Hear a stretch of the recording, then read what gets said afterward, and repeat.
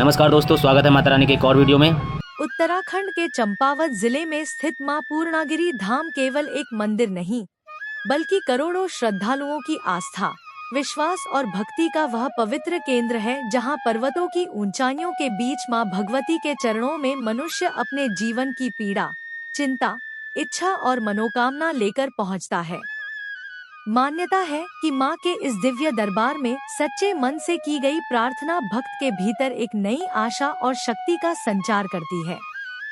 यही कारण है कि वर्ष भर दूर दूर से श्रद्धालु मां पूर्णागिरि के दर्शन के लिए आते हैं और विशेष रूप से चैत्र नवरात्र के समय यहाँ विशाल धार्मिक मेला लगता है।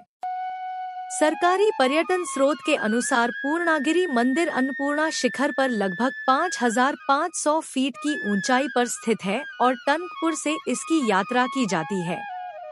लेकिन मां पूर्णागिरि की महिमा को समझने के लिए केवल मंदिर तक पहुंचना पर्याप्त नहीं है।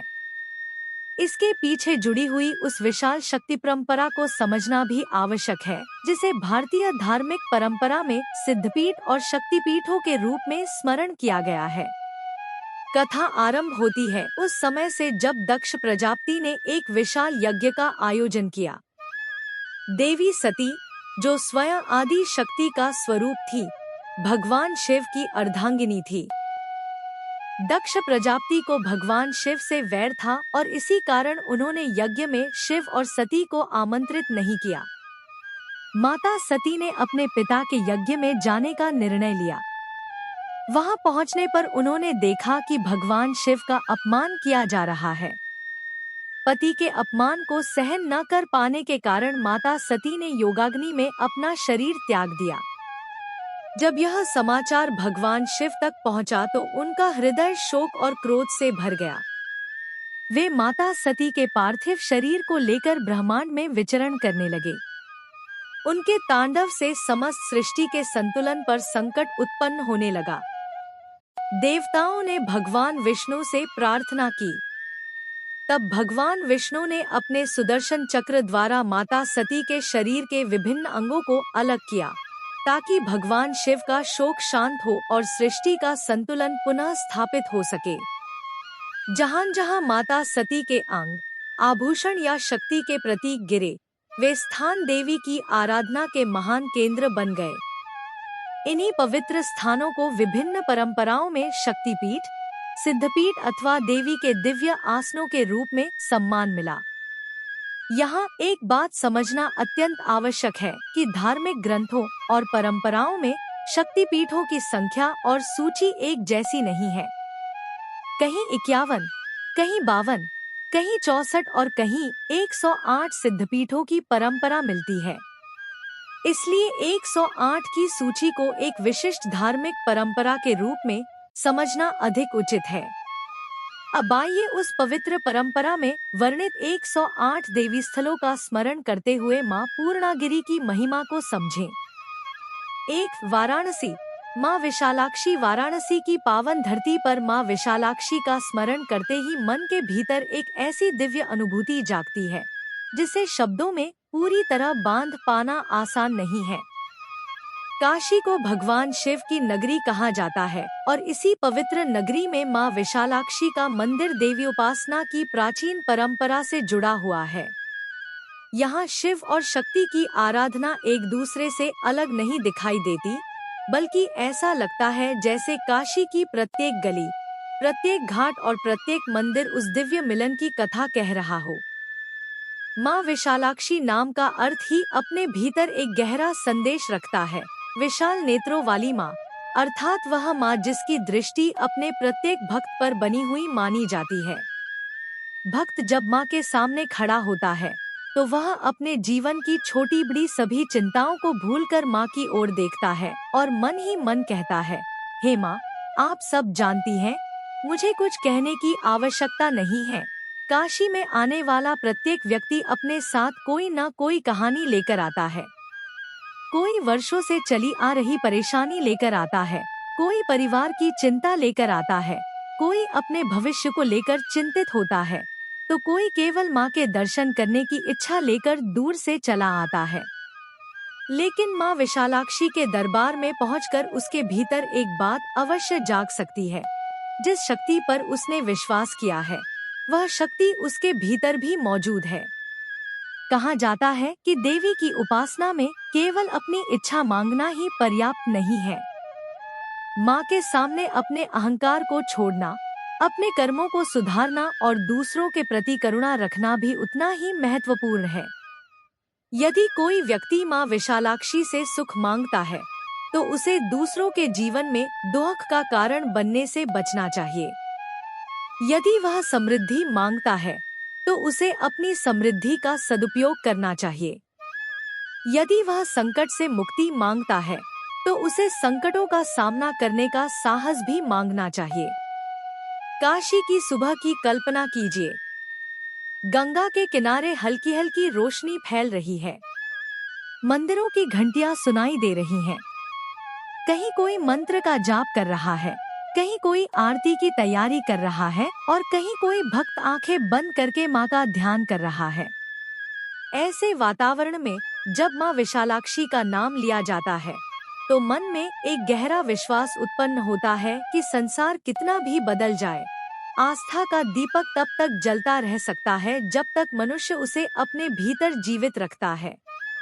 माँ विशालाक्षी की कथा हमें यह भी याद दिलाती है कि शक्ति को केवल बाहरी चमत्कार के रूप में देखने की आवश्यकता नहीं है। कभी कभी सबसे बड़ा चमत्कार यह होता है कि टूट चुका व्यक्ति फिर से खड़ा हो जाए, रोता हुआ व्यक्ति फिर मुस्कुरा सके, निराश व्यक्ति फिर आशा कर सके और हार चुका मनुष्य फिर से प्रयास करने लगे। यही माँ की शक्ति है। माँ विशालाक्षी के विशाल नेत्रों को यदि आध्यात्मिक प्रतीक के रूप में देखें, तो वे हमें सजग रहने का संदेश देते हैं। अपने कर्मों को देखो, अपनी वाणी को देखो, अपने विचारों को देखो, दूसरों के साथ अपने व्यवहार को देखो, क्योंकि मनुष्य की वास्तविक परीक्षा केवल मंदिर में नहीं होती। वास्तविक परीक्षा तब होती है जब वह मंदिर से बाहर निकलकर संसार के बीच अपना जीवन जीता है। इसलिए माँ के सामने हाथ जोड़कर केवल इतना न कहें कि मेरी समस्या दूर कर दो, बल्कि यह भी कहें, माँ, मुझे इतनी शक्ति देना कि मैं अपनी समस्या का सामना कर सकूं। मुझे इतना विवेक देना कि मैं सही और गलत में अंतर समझ सकूं।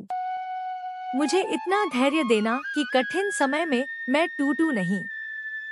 और मुझे इतना विनम्र रखना कि सफलता मिलने पर मैं अहंकारी न बनूं। यही प्रार्थना मनुष्य को भीतर से मजबूत बना सकती है। वाराणसी की गलियों से निकलकर जब हम माँ विशालाक्षी के इस पवित्र स्वरूप का स्मरण करते हैं, तो हमारी 108 सिद्धपीठों की यात्रा का पहला पड़ाव हमें यह शिक्षा देता है कि देवी की शक्ति बाहर खोजने से पहले अपने भीतर महसूस करनी चाहिए। माँ विशालाक्षी भक्त को यह संदेश देती हुई प्रतीत होती है, मेरे बच्चे, अपनी आँखों से केवल संसार को मत देख, अपने भीतर भी देख। वहाँ तुम्हें वह शक्ति दिखाई देगी जिसे तुम वर्षों से बाहर खोज रहे हो। और यही इस प्रथम सिद्धपीठ की सबसे सुंदर अनुभूति है। जय माँ विशालाक्षी, जय माँ भगवती, हर हर महादेव। 2. नैमिषारण्य। माँ लिंगधारिणी अब हमारी 108 सिद्धपीठों की इस दिव्य यात्रा का दूसरा पड़ाव है, नैमिषारण्य, जहाँ माँ लिंगधारिणी की आराधना की परंपरा का स्मरण किया जाता है। नैमिषारण्य का नाम सुनते ही मन के सामने एक ऐसी पवित्र भूमि की कल्पना होने लगती है, जहाँ कभी ऋषि मुनियों ने तप किया, जहाँ वेदों और पुराणों की कथाओं का श्रवण हुआ और जहाँ आध्यात्मिक ज्ञान की परंपराएं पीढ़ी दर पीढ़ी आगे बढ़ी। यह केवल एक भौगोलिक स्थान नहीं, बल्कि भारतीय धार्मिक चेतना में तप, यज्ञ, ज्ञान और साधना का प्रतीक माना गया है। कहा जाता है कि जब मनुष्य सांसारिक जीवन की भागदौड़ से कुछ समय के लिए दूर होकर किसी पवित्र स्थान पर बैठता है, तो उसके भीतर दबे हुए प्रश्न धीरे धीरे सामने आने लगते हैं। मैं कौन हूँ? मेरे जीवन का उद्देश्य क्या है? सुख और दुख क्यों आते हैं? मनुष्य को अपने कर्मों का फल क्यों मिलता है? और सबसे बड़ा प्रश्न, वह शक्ति कौन सी है जो इस विशाल सृष्टि को संचालित करती है? नैमिषारण्य की धार्मिक परंपरा इन्हीं प्रश्नों की ओर मनुष्य को ले जाती है। इसी पवित्र भूमि से मां लिंगधारिणी के नाम का स्मरण जुड़ा हुआ है। लिंगधारिणी नाम अपने भीतर शिव और शक्ति के अभिन्न संबंध का संकेत देता है। भारतीय दर्शन में शिव को चेतना और शक्ति को उस चेतना की सक्रिय ऊर्जा के रूप में समझाया जाता है। शिव बिना शक्ति के निष्क्रिय माने जाते हैं और शक्ति बिना शिव के आधार के अधूरी। इसलिए मां लिंगधारिणी का स्मरण केवल देवी की पूजा नहीं, बल्कि शिव और शक्ति की एकता का स्मरण भी है। कल्पना कीजिए उस प्राचीन समय की, जब नैमिषारण्य की भूमि घने वन से घिरी हुई रही होगी। चारों ओर वृक्षों की छाया, पक्षियों की आवाजें, यज्ञ की अग्नि और मंत्रों का उच्चारण वातावरण को पवित्र बना रहा होगा। दूर किसी आश्रम में ऋषि ध्यान कर रहे होंगे और कहीं किसी यज्ञ कुंड से अग्नि की लपटें उठ रही होंगी। ऐसे वातावरण में जब कोई साधक मां लिंगधारिणी का नाम लेता होगा, तो उसके लिए देवी केवल किसी मंदिर में स्थापित प्रतिमा नहीं होती होंगी। उसके लिए देवी उस संपूर्ण प्रकृति में उपस्थित शक्ति होती होंगी। वृक्षों में जीवन, नदियों में प्रवाह, अग्नि में ऊर्जा, सूर्य में प्रकाश, पृथ्वी में धैर्य और मनुष्य के भीतर चेतना, यही शक्ति है। यही माँ की व्यापकता है। नैमिषारण्य हमें एक बहुत गहरी बात समझाता है। सच्ची तीर्थ यात्रा केवल पैरों से नहीं होती, मन से भी होती है। मनुष्य हजारों किलोमीटर की यात्रा करके किसी तीर्थ तक पहुंच सकता है, लेकिन यदि उसका मन अहंकार, क्रोध, छल और द्वेष से भरा हुआ है, तो तीर्थ का वास्तविक संदेश उसके भीतर प्रवेश नहीं कर पाता। इसके विपरीत यदि मनुष्य अपने भीतर श्रद्धा लेकर चलता है, तो उसके लिए प्रकृति का हर कण भी मंदिर बन सकता है। मां लिंगधारिणी की कथा इसी आंतरिक साधना की ओर संकेत करती है। एक साधक जब देवी के सामने बैठता है, तो वह उनसे केवल धन या सुख की मांग नहीं करता। वह यह भी प्रार्थना करता है, हे मां, मेरे भीतर विवेक उत्पन्न करो, मेरे मन से अहंकार दूर करो, मेरे कर्मों को पवित्र करो, मुझे सत्य और असत्य में अंतर समझने की शक्ति दो। जब मैं गलत रास्ते पर जाऊं, तो मुझे रोकने वाली चेतना मेरे भीतर जागृत करो। यही देवी की वास्तविक कृपा है।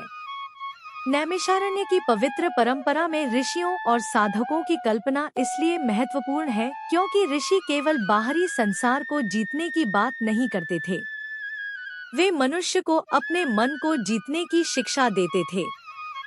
मनुष्य के भीतर सबसे बड़ा युद्ध बाहर के शत्रुओं से नहीं, बल्कि अपने ही विचारों से होता है। क्रोध एक शत्रु है, लोभ एक शत्रु है, अहंकार एक शत्रु है, ईर्ष्या एक शत्रु है, और कभी-कभी निराशा भी मनुष्य की सबसे बड़ी बाधा बन जाती है। मां लिंगधारिणी के सामने बैठकर भक्त जब अपने मन को शांत करता है, तो वह इन आंतरिक शत्रुओं को पहचानने की शुरुआत करता है। यही कारण है कि सिद्धपीठों की परंपरा को केवल चमत्कारों की कहानियों तक सीमित करना उचित नहीं है। इन तीर्थों के पीछे सदियों की आध्यात्मिक चिंतन परंपरा भी है।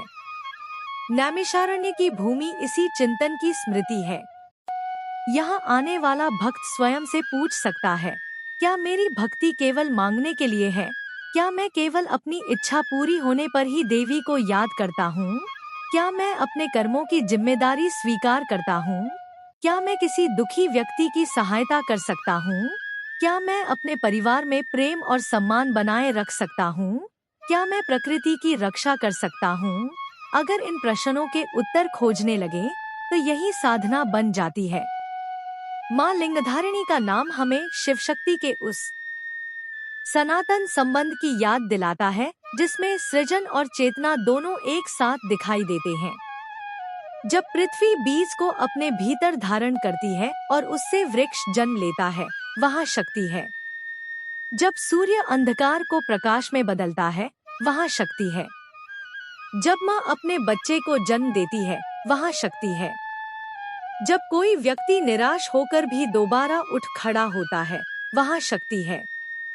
जब कोई अन्याय के सामने सत्य के लिए खड़ा होता है, वहाँ शक्ति है। और जब कोई भक्त आंसुओं से भरी आंखों के साथ माँ के सामने हाथ जोड़कर कहता है, माँ, मुझे रास्ता दिखाओ, तब उसके भीतर आशा का जो दीप जलता है, वह भी शक्ति का ही एक रूप है। इसलिए माँ लिंगधारिणी का स्मरण हमें बाहरी चमत्कार से अधिक भीतर की चेतना को पहचानने की प्रेरणा देता है। नैमिषारण्य की पवित्रता का एक और महत्वपूर्ण पक्ष है श्रवण। भारतीय परंपरा में कथा सुनना स्वयं एक साधना माना गया है। ऋषियों के आश्रमों में शिष्य बैठते थे और गुरु से ज्ञान सुनते थे। पुराणों की कथाएं सुनाई जाती थी। धर्म, कर्म, नीति, भक्ति और जीवन के रहस्यों पर चर्चा होती थी। आज भी जब कोई भक्त देवी की कथा सुनता है, तो उसके मन में वही परंपरा पुनर्जीवित हो सकती है। कथा केवल मनोरंजन नहीं है। कथा मनुष्य को अपने जीवन का आईना दिखाती है। जब वह किसी पात्र का अहंकार देखता है, तो उसे अपना अहंकार याद आता है। जब वह किसी भक्त की श्रद्धा देखता है, तो उसे अपनी भक्ति का मूल्यांकन करने का अवसर मिलता है। जब वह किसी साधक का त्याग देखता है, तो उसे अपने जीवन की छोटी छोटी कठिनाइयां कम लगने लगती हैं। और जब वह देवी की शक्ति का स्मरण करता है, तो उसके भीतर यह विश्वास जन्म लेता है कि कठिन समय स्थायी नहीं होता। यही नैमिषारण्य का संदेश है। जीवन में चाहे कितनी भी कठिनाई क्यों न हो, मनुष्य को अपने भीतर की ज्योति को बुझने नहीं देना चाहिए। माँ लिंगधारिणी के सामने दीपक जलाने का भाव भी इसी सत्य को याद दिलाता है। बाहर का दीपक छोटा हो सकता है, लेकिन उसके भीतर प्रकाश की संभावना बहुत बड़ी होती है। ठीक वैसे ही मनुष्य स्वयं को छोटा समझ सकता है, लेकिन उसके भीतर असाधारण शक्ति छिपी हो सकती है। कभी परिस्थितियां उसे तोड़ती हैं, कभी अपने ही लोग उसे समझ नहीं पाते, कभी मेहनत के बाद भी सफलता देर से मिलती है, कभी मनुष्य को लगता है कि उसकी प्रार्थना सुनी नहीं जा रही। लेकिन भक्ति का अर्थ यह नहीं कि हर इच्छा उसी क्षण पूरी हो जाए।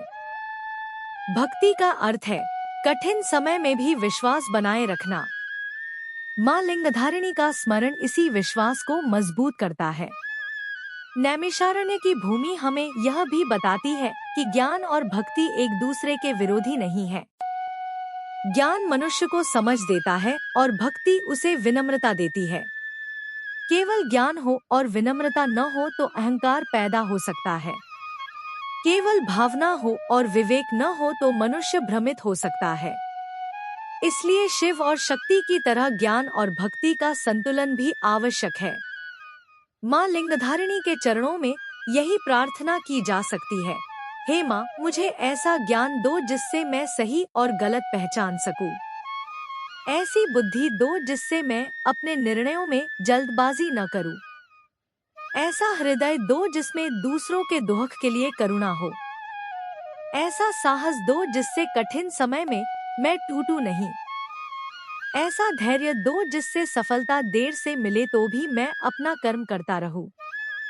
और ऐसी भक्ति दो जिससे सुख में मैं आपको भूलूं नहीं तथा दुख में आपको दोष न दूं।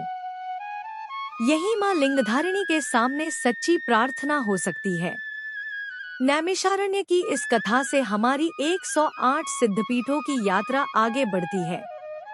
एक स्थान से दूसरे स्थान तक जाते हुए हमें बार बार यही अनुभव होता है कि भारत की शक्ति परंपरा कितनी व्यापक है।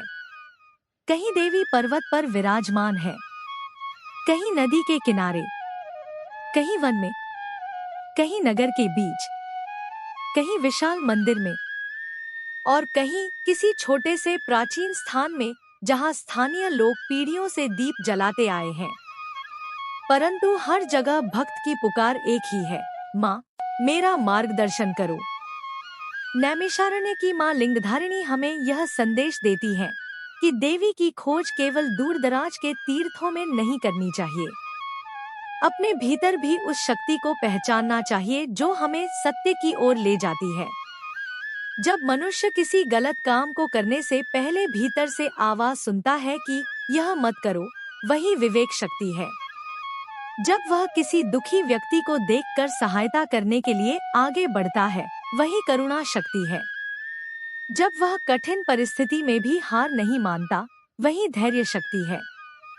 और जब वह अपनी सफलता का श्रेय अकेले स्वयं को न देकर ईश्वर के प्रति कृतज्ञ होता है, वही भक्ति शक्ति है। इसलिए मां लिंगधारिणी की आराधना का सबसे सुंदर अर्थ यही है कि मनुष्य अपने भीतर मौजूद दिव्य शक्ति को पहचानकर उसे अच्छे कर्मों में लगाए। नैमिषारण्य की पवित्र भूमि को प्रणाम। उन ऋषियों की तपस्या को प्रणाम जिनकी स्मृतियां इस क्षेत्र से जुड़ी हैं। मां लिंगधारिणी को प्रणाम। और उन सभी भक्तों को प्रणाम जो श्रद्धा के साथ देवी का नाम लेते हैं। जय मां लिंगधारिणी, जय मां भगवती, जय माता दी। और अब हमारी 108 सिद्धपीठों की यह दिव्य यात्रा अगले पवित्र पड़ाव की ओर बढ़ेगी, प्रयाग की मां ललिता, जहां संगम की पवित्र धारा और देवी शक्ति की आराधना का अद्भुत संबंध देखने को मिलता है। जय मां पूर्णागिरी, जय मां लिंगधारिणी, जय मां शक्ति। 3 प्रयाग। मां ललिता अब हमारी 108 सिद्धपीठों की इस पवित्र और आध्यात्मिक यात्रा का तीसरा पड़ाव है, प्रयाग, जहां मां ललिता के दिव्य स्वरूप का स्मरण किया जाता है। यह वही पावन भूमि है जहां पवित्र नदियों के संगम की धार्मिक महिमा और देवी शक्ति की उपासना एक साथ दिखाई देती है। प्रयाग को भारतीय तीर्थ परंपरा में अत्यंत महत्वपूर्ण माना गया है और यहाँ आने वाला प्रत्येक श्रद्धालु केवल किसी स्थान की यात्रा नहीं करता, बल्कि अपने भीतर की अशांति को शांत करने और अपने जीवन को एक नई दिशा देने की भावना लेकर आता है। प्रयाग का नाम सुनते ही सबसे पहले मन में संगम का दृश्य उभरता है। दूर तक फैला हुआ पवित्र जल, किनारे पर पूजा करते श्रद्धालु, हाथों में जल लेकर सूर्य को अर्घ्य देते भक्त, मंत्रों की ध्वनि, घंटियों की आवाज और चारों ओर दिखाई देती आस्था, ऐसा वातावरण मनुष्य के भीतर एक अलग ही भाव उत्पन्न करता है। इसी पवित्र भूमि में मां ललिता की आराधना की परंपरा का स्मरण किया जाता है। मां ललिता का स्वरूप अत्यंत गहन है। ललिता नाम में सौम्यता भी है, करुणा भी है और दिव्य शक्ति भी। देवी के इस रूप को केवल बाहरी सुंदरता के अर्थ में समझना पर्याप्त नहीं है। ललिता का भाव उस दिव्य चेतना की ओर संकेत करता है जिसमें शक्ति कठोरता के साथ साथ प्रेम और करुणा के रूप में भी प्रकट होती है। क्योंकि माँ हमेशा केवल युद्ध करने वाली शक्ति नहीं होती। माँ कभी अपने बच्चे को गोद में लेने वाली करुणा है, कभी रास्ता भटक चुके बच्चे को सही दिशा दिखाने वाली आवाज है, कभी संकट में साहस देने वाली शक्ति है और कभी मनुष्य की आंखों से बहते आंसुओं को बिना शब्दों के समझ लेने वाली ममता है। मां ललिता के स्मरण में यही कोमलता दिखाई देती है। प्रयाग की पवित्र भूमि पर जब भक्त संगम की ओर जाता है तो उसके मन में एक स्वाभाविक भावना आती है कि वह अपने पुराने दुहक, अपने भय और अपनी गलतियों को पीछे छोड़कर एक नई शुरुआत करे। जल में स्नान करना केवल शरीर को साफ करने का कार्य नहीं माना जाता, इसके साथ एक मानसिक संकल्प भी जुड़ा होता है। भक्त मन में कहता है, हे मां, जैसे यह जल मेरे शरीर को स्पर्श कर रहा है, वैसे ही मेरे मन की अशुद्धियों को भी दूर करो। मेरे भीतर जो क्रोध है उसे शांत करो। मेरे भीतर जो अहंकार है उसे समाप्त करो। मेरे भीतर जो ईर्ष्या है उसे प्रेम में बदल दो। मेरे भीतर जो भय है उसे विश्वास में बदल दो। और यही मां ललिता की आराधना का सुंदर भाव बन जाता है। प्रयाग केवल नदियों का संगम नहीं है, यह भावनाओं का संगम भी है। यहाँ मनुष्य अपने अतीत और भविष्य के बीच खड़ा होता है। एक और वह अपने जीवन में की गई गलतियों को याद करता है, दूसरी ओर वह भविष्य को बेहतर बनाने का संकल्प करता है और वर्तमान क्षण में वह माँ के चरणों में अपना मन रख देता है। यही तीर्थ का महत्व है। कई बार मनुष्य अपने जीवन की समस्याओं का समाधान बाहर खोजता रहता है। वह सोचता है कि यदि परिस्थितियां बदल जाए तो उसका जीवन सुखी हो जाएगा। लेकिन देवी की उपासना उसे यह समझाती है कि परिस्थितियों के साथ साथ मन को बदलना भी आवश्यक है। यदि मन में शांति नहीं है तो महल भी छोटा लग सकता है। यदि मन में संतोष है तो छोटी सी झोपड़ी भी सुख का स्थान बन सकती है। यदि मन में प्रेम है तो कठिन जीवन भी सहने योग्य बन जाता है। और यदि मन में द्वेष है तो संसार की सारी सुविधाएं भी मनुष्य को शांति नहीं दे सकती। माँ ललिता का स्मरण इसी आंतरिक सौंदर्य की ओर संकेत करता है। देवी के सामने बैठा भक्त जब आंखें बंद करता है तो वह धीरे धीरे बाहरी संसार से दूर होने लगता है। कुछ क्षण के लिए धन, पद, प्रतिष्ठा, विवाद और चिंता सब पीछे छूट जाते हैं। उसके सामने केवल माँ की छवि रह जाती है और वह कहता है, माँ, मुझे अपने भीतर देखने की शक्ति दो। यह प्रार्थना बहुत गहरी है, क्योंकि दूसरों की गलतियाँ देखना आसान है, अपनी गलतियाँ देखना कठिन है। दूसरों के दोष गिनाना आसान है, अपने दोष स्वीकार करना कठिन है। दूसरों को बदलने की इच्छा करना आसान है, स्वयं को बदलना कठिन है। माँ ललिता की आराधना भक्त को इसी कठिन लेकिन सुंदर मार्ग पर चलने की प्रेरणा देती है। प्रयाग की पवित्रता के साथ ज्ञान की परंपरा भी जुड़ी हुई है। यहाँ अनेक संतों, साधुओं और विद्वानों ने आध्यात्मिक चिंतन किया। यह भूमि मनुष्य को केवल पूजा की ओर नहीं, बल्कि ज्ञान और आत्मचिंतन की ओर भी ले जाती है। जब कोई व्यक्ति संगम के किनारे बैठकर शांत जल को देखता है, तो उसके भीतर एक प्रश्न उठ सकता है, क्या मेरा जीवन भी इन नदियों की तरह बह रहा है? नदी रुकती नहीं, वह पत्थरों से टकराती है। कभी उसका मार्ग सीधा होता है, कभी कठिन मोड़ आता है, कभी उसकी धारा तेज होती है, कभी शांत, लेकिन वह चलती रहती है। मनुष्य का जीवन भी ऐसा ही है। कभी सुख आता है, कभी दुख, कभी सफलता, कभी असफलता, कभी सम्मान, कभी अपमान। कभी अपने साथ होते हैं, कभी अपने ही लोग दूर हो जाते हैं। लेकिन जीवन की धारा को रुकना नहीं चाहिए। यही प्रयाग का एक गहरा संदेश माना जा सकता है। माँ ललिता भक्त को यह प्रेरणा देती है कि जीवन में चाहे कितनी भी कठिनाइयाँ आए, मनुष्य को अपनी आंतरिक यात्रा जारी रखनी चाहिए। संगम का दृश्य इस संदेश को और भी गहरा बना देता है। तीन धाराओं के मिलन की कल्पना कीजिए। अलग अलग दिशाओं से आती हुई धाराएं एक स्थान पर मिलती हैं। उनकी पहचान अलग हो सकती है, लेकिन संगम पर वे एक विशाल प्रवाह का हिस्सा बन जाती हैं। ठीक वैसे ही मनुष्य भी अलग अलग परिवारों, क्षेत्रों, भाषाओं और परिस्थितियों से आते हैं, लेकिन देवी के सामने सभी भक्त समान हो जाते हैं। किसी के पास बहुत धन हो सकता है, किसी के पास कुछ भी नहीं। कोई महंगे वस्त्र पहन कर आया है, कोई साधारण कपड़ों में। लेकिन माँ के सामने सबसे महत्वपूर्ण चीज है भाव। भक्त के हृदय में श्रद्धा कितनी है, यही उसकी वास्तविक संपत्ति है। माँ ललिता के चरणों में धनवान और गरीब का अंतर समाप्त हो जाता है। वहाँ राजा और सामान्य मनुष्य एक ही तरह हाथ जोड़ते हैं। वहाँ बड़े और छोटे सब माँ के बच्चे हैं। यही मातृशक्ति की सबसे बड़ी सुंदरता है। माँ अपने बच्चों के बीच भेद नहीं करती। एक बच्चा यदि बहुत दूर से आया है, तो माँ उसे भी स्वीकार करती है। एक बच्चा यदि रास्ते में थक गया है, तो माँ उसकी थकान समझती है। एक बच्चा यदि रोते हुए आया है, तो माँ उसकी पीड़ा समझती है।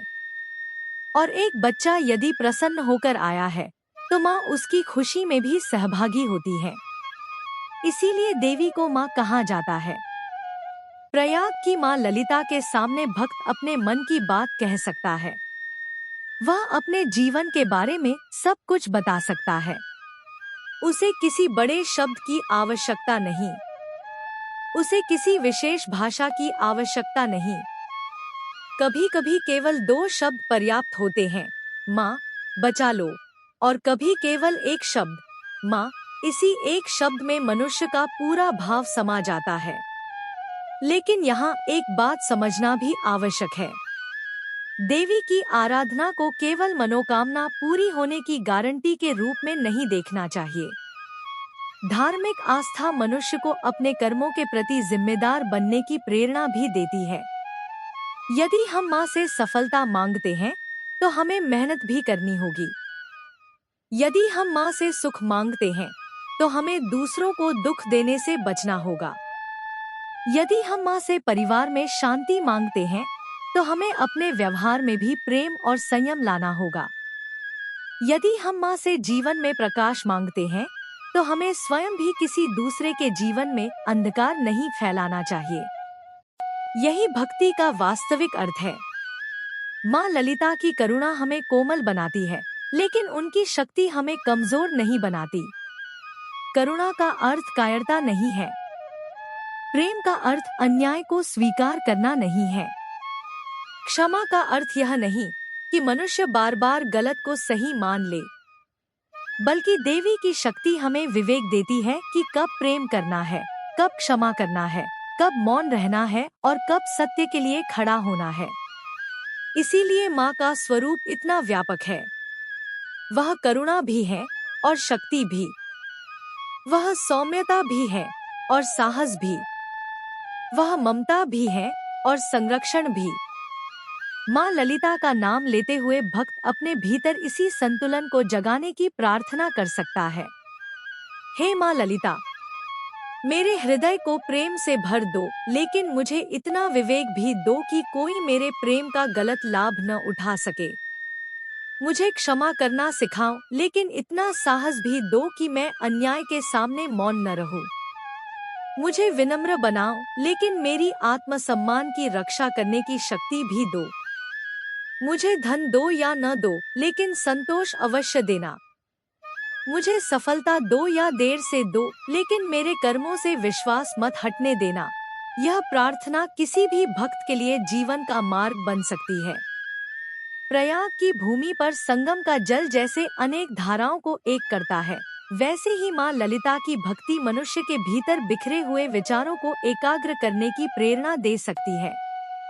आज का मनुष्य अनेक दिशाओं में बंटा हुआ है। उसके हाथ में मोबाइल है, मन में चिंता है। भविष्य की चिंता अलग है, परिवार की चिंता अलग, रोजगार की चिंता अलग, धन की चिंता अलग, संबंधों की चिंता अलग। और इन सब के बीच मनुष्य स्वयं को भूलता जा रहा है। ऐसे समय में किसी पवित्र स्थान पर कुछ क्षण बैठना, आंखें बंद करना और माँ का नाम लेना मन को ठहरने का अवसर देता है। कभी कभी समस्या का समाधान तुरंत नहीं मिलता, लेकिन मन इतना मजबूत हो जाता है कि वही समस्या अब पहले जैसी बड़ी नहीं लगती। यही आस्था की शक्ति है। माँ ललिता के चरणों में बैठकर भक्त अपने जीवन को एक नई दृष्टि से देख सकता है। वह समझ सकता है कि हर कठिनाई हमेशा के लिए नहीं होती। हर रात के बाद सुबह आती है। हर सूखे मौसम के बाद वर्षा आती है। हर आंसू के बाद मुस्कान की संभावना रहती है। और हर टूटे हुए मन में फिर से आशा जन्म ले सकती है। माँ का स्मरण उसी आशा को जीवित रखता है। इसलिए प्रयाग की माँ ललिता हमें केवल किसी प्राचीन धार्मिक कथा की याद नहीं दिलाती। वे हमें अपने वर्तमान जीवन में भी एक प्रश्न देती हैं, क्या तुम्हारे भीतर अभी भी आशा जीवित है? यदि उत्तर हाँ है, तो समझो कि यात्रा अभी समाप्त नहीं हुई। यदि आज जीवन कठिन है, तो इसका अर्थ यह नहीं कि कल भी ऐसा ही रहेगा। यदि आज रास्ता बंद दिखाई दे रहा है, तो संभव है आगे कोई नया रास्ता खुलने वाला हो। यदि आज लोग तुम्हें समझ नहीं रहे, तो इसका अर्थ यह नहीं कि तुम्हारी पूरी दुनिया तुम्हारे विरुद्ध है। और यदि आज तुम स्वयं को कमजोर समझ रहे हो, तो याद रखो, मनुष्य के भीतर उठ खड़े होने की शक्ति उससे कहीं अधिक होती है जितना वह स्वयं समझता है। माँ ललिता उसी शक्ति का स्मरण है। संगम की पवित्र धारा को प्रणाम। प्रयाग की पावन भूमि को प्रणाम। माँ ललिता के दिव्य स्वरूप को प्रणाम। उन सभी संतों और साधकों को प्रणाम जिन्होंने इस भूमि को अपनी साधना से पवित्र बनाया।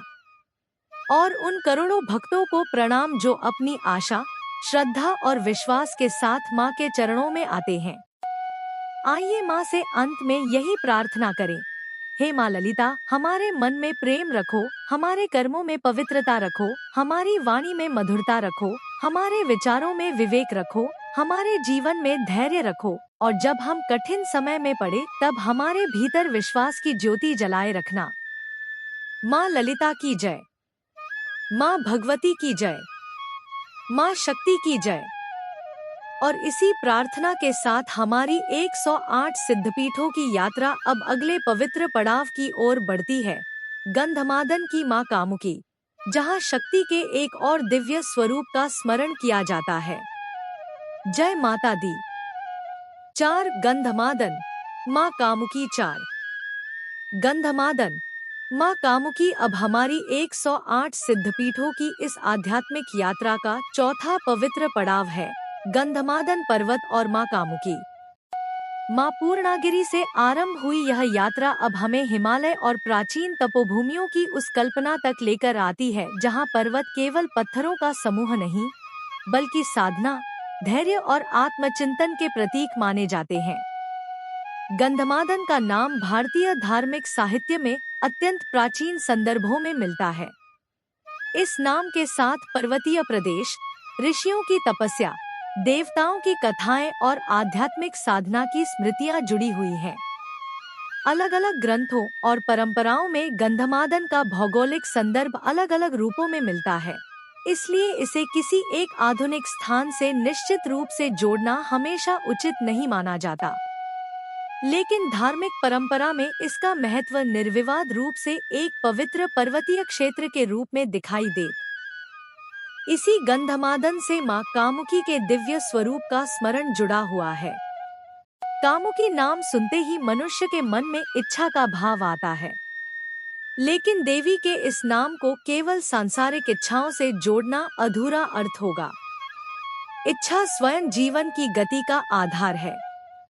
मनुष्य के भीतर आगे बढ़ने की इच्छा होती है, ज्ञान प्राप्त करने की इच्छा होती है, परिवार को सुखी देखने की इच्छा होती है, समाज के लिए कुछ अच्छा करने की इच्छा होती है और अंततः अपने वास्तविक स्वरूप को जानने की इच्छा भी होती है।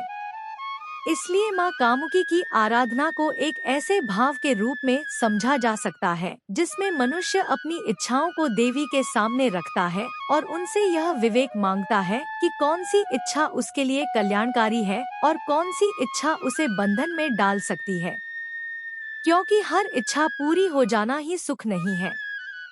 कई बार मनुष्य जिस चीज को पाने के लिए वर्षों तक संघर्ष करता है, वही चीज उसके जीवन में आने के बाद उसके लिए चिंता का कारण बन जाती है। वह धन चाहता है, धन आता है, फिर धन को बचाने की चिंता शुरू हो जाती है। वह प्रसिद्धि चाहता है, प्रसिद्धि मिलती है, फिर सम्मान खोने का भय पैदा हो जाता है। वह सत्ता चाहता है, सत्ता मिलती है, फिर उसे छिन जाने का डर सताने लगता है। इसलिए देवी से केवल इच्छा पूरी करने की प्रार्थना करने के बजाय यह प्रार्थना अधिक गहरी है। माँ, मुझे वही दो जो मेरे जीवन के लिए वास्तव में कल्याणकारी हो। यही माँ कामुकी के नाम को समझने का एक सुंदर आध्यात्मिक मार्ग हो सकता है। गंधमादन पर्वत की कल्पना कीजिए।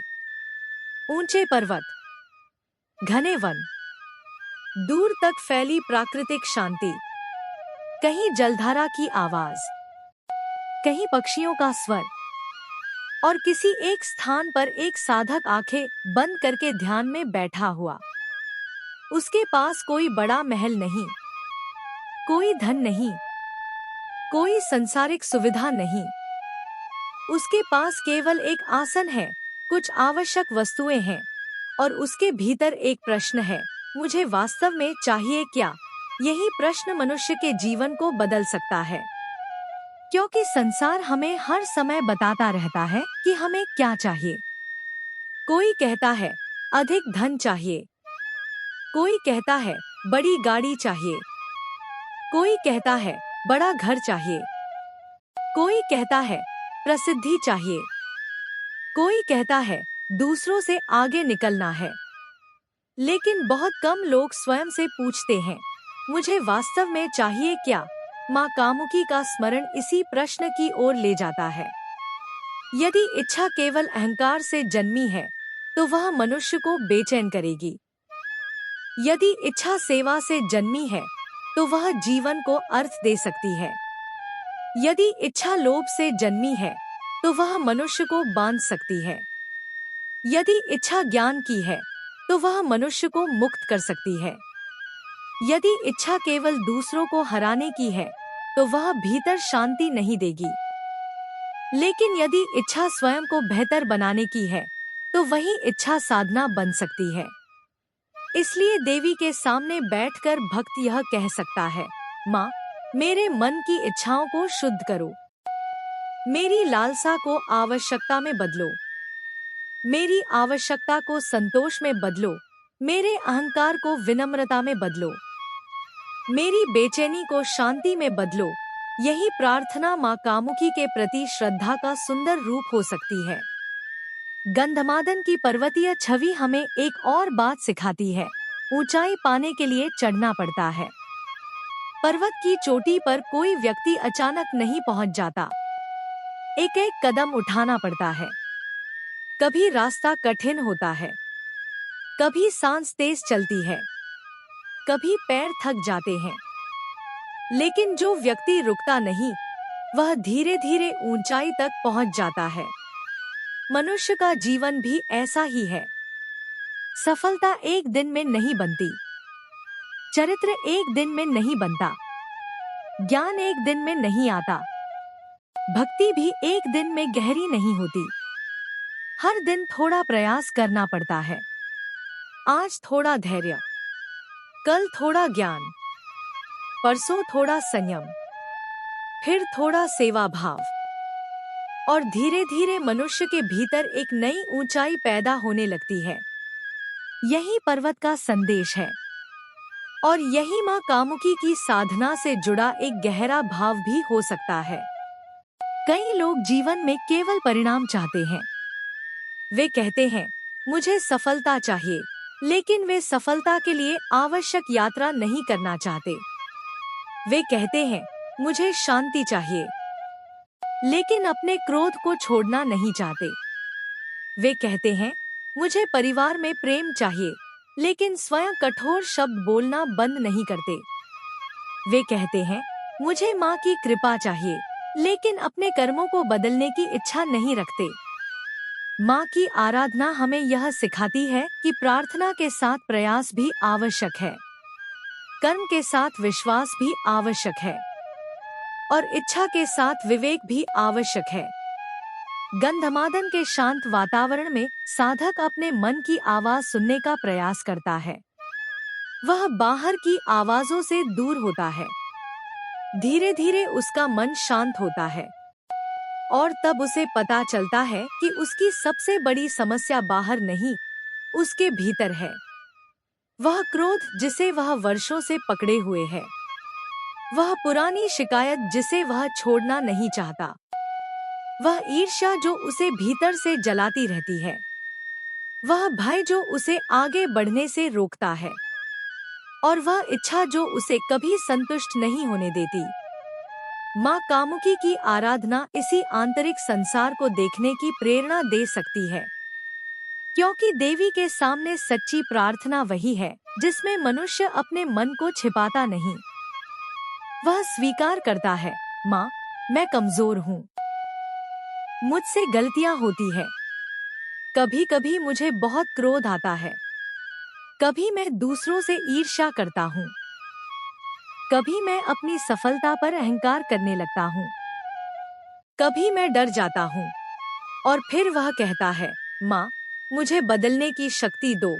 यह प्रार्थना मनुष्य को भीतर से मजबूत बना सकती है। गंधमादन का पर्वत हमें प्रकृति के साथ एक और गहरा संबंध भी याद दिलाता है। भारतीय परंपरा में पर्वतों को केवल भौतिक ऊंचाई नहीं माना गया। वे तपस्या और स्थिरता के प्रतीक रहे हैं। माँ कामुकी के चरणों में भक्त इसीलिए केवल इच्छा नहीं रखता, बल्कि अपनी इच्छाओं को सही दिशा देने की प्रार्थना भी करता है। यदि धन मिले तो उसका उपयोग सेवा में हो। यदि शक्ति मिले तो उसका उपयोग किसी कमजोर को दबाने में नहीं, उसकी रक्षा में हो।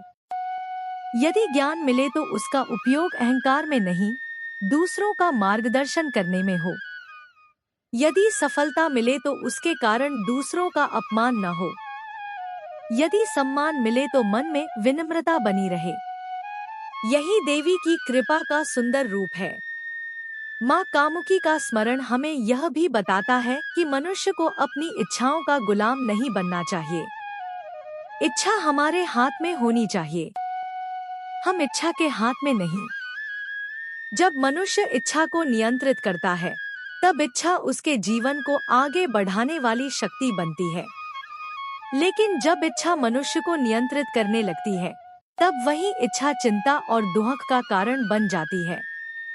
इसलिए माँ से यह प्रार्थना करें, हे माँ कामुकी, मेरी इच्छा को शक्ति बनाना, कमजोरी नहीं। मेरी आकांक्षा को साधना बनाना, लोभ नहीं। मेरी सफलता को सेवा बनाना, अहंकार नहीं। मेरी संपत्ति को साधन बनाना, मेरा स्वामी नहीं। और मेरे जीवन को ऐसा बनाना कि मेरी उपलब्धियों से केवल मुझे नहीं, बल्कि मेरे आसपास के लोगों को भी लाभ मिले। यही माँ के चरणों में सच्चा समर्पण हो सकता है। अब हमारी यात्रा धीरे धीरे आगे बढ़ रही है। पहले हमने माँ पूर्णागिरि की महिमा को प्रणाम किया, फिर नैमिषारण्य की माँ लिंगधारिणी का स्मरण किया, फिर प्रयाग की माँ ललिता के चरणों में श्रद्धा अर्पित की, और अब गंधमादन की माँ कामुकी हमें यह संदेश देती है कि मनुष्य को अपनी इच्छाओं को पहचानना और उन्हें सही दिशा देना सीखना चाहिए। 108 सिद्धपीठों की यह यात्रा वास्तव में केवल स्थानों की यात्रा नहीं है।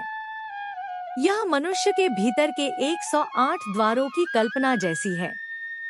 हर देवी एक शिक्षा देती है, हर तीर्थ एक अनुभव देता है, हर कथा मनुष्य को अपने जीवन की ओर देखने के लिए प्रेरित करती है। कहीं हमें साहस मिलता है, कहीं करुणा, कहीं ज्ञान, कहीं धैर्य, कहीं भक्ति, और कहीं अपनी इच्छाओं को समझने की प्रेरणा। माँ कामुकी के चरणों में खड़े होकर भक्त अंत में यही कह सकता है, माँ, मैंने जीवन में बहुत कुछ मांगा है, लेकिन आज मैं आपसे केवल एक चीज मांगता हूँ, मुझे विवेक देना, ताकि जो मेरे लिए अच्छा है उसे पहचान सकूं, जो मेरे लिए गलत है उसे छोड़ सकूं, जो मेरे भाग्य में नहीं है उसके पीछे अपना जीवन नष्ट न करूं, और जो मेरे सामने है उसका सम्मान कर सकूं। मेरी आंखों को वह देखने की शक्ति देना जो वास्तव में महत्वपूर्ण है। मेरे मन को वह समझने की शक्ति देना जो वास्तव में आवश्यक है। और मेरे हृदय को इतना विशाल बनाना कि मैं केवल अपने लिए नहीं, दूसरों के लिए भी प्रार्थना कर सकूं। माँ कामुकी की जय। माँ भगवती की जय। माँ शक्ति की जय। गंधमादन की पवित्र स्मृति को प्रणाम। और इसी भाव के साथ हमारी 108 सिद्धपीठों की यात्रा अगले दिव्य पड़ाव की ओर बढ़ती है, दक्षिण मानस की माँ कुमुदा, जहाँ शक्ति का एक और सुंदर स्वरूप भक्तों के सामने आता है। जय माता दी। दोस्तों वीडियो पसंद आई हो तो लाइक करें, शेयर करें और कमेंट करें। कमेंट में जय माता दी जरूर लिखें दोस्तों।